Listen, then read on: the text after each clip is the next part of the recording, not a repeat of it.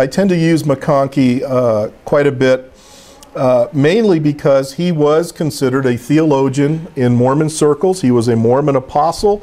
He wrote several books on Mormonism. He was considered an expert when it came to Mormon theology.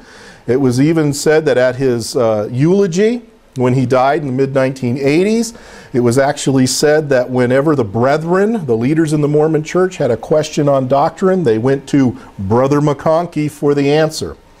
Now, I think if the leadership in the Mormon church would go to this gentleman for their answers on what Mormons are supposed to believe, I don't think it's out of line for me to quote him occasionally to give his perception on a particular topic. Although, I will say this, when he died, I noticed a very sharp change in thinking towards him.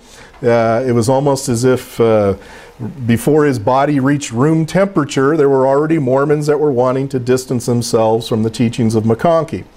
I don't think McConkie was really all that out of line or unique in his ideas regarding Mormonism. I think he was pretty much in line with Joseph Smith, his father-in-law, Joseph Fielding Smith, and other Mormon leaders as well. It's just that I think McConkie, if he had a major fault in this area, it was that he was just blunt. He told it like it is. And I have to tell you, I really miss that. I mean, 30 years ago, the Mormon leadership was much different in how they handled their uniqueness than they are now. They try very hard now to appease evangelicals and try to sound like one of the boys. Well, McConkie didn't have that kind of an attitude. He was right, everybody else is wrong. And I'll be honest with you, I appreciate it because he was like that. I don't have a problem with that. That's where he's coming from, and as long as I'm allowed to rebuttal, I don't have a problem with that at all. But McConkie, in his book Mormon Doctrine, interesting title, Mormon Doctrine, and basically most of what you'll find in Mormon Doctrine are not just McConkie's unique ideas, but primarily it's the standard works that he quotes a lot. He quotes his father-in-law, Joseph Fielding Smith, a lot. He quotes the lectures on faith a lot.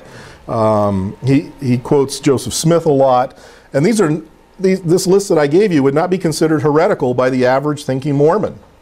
And so when I hear arguments from some Mormons saying, well, Mormon doctrine had 1,000 things in it that were not true, I'm still waiting for that list. I've never seen that list.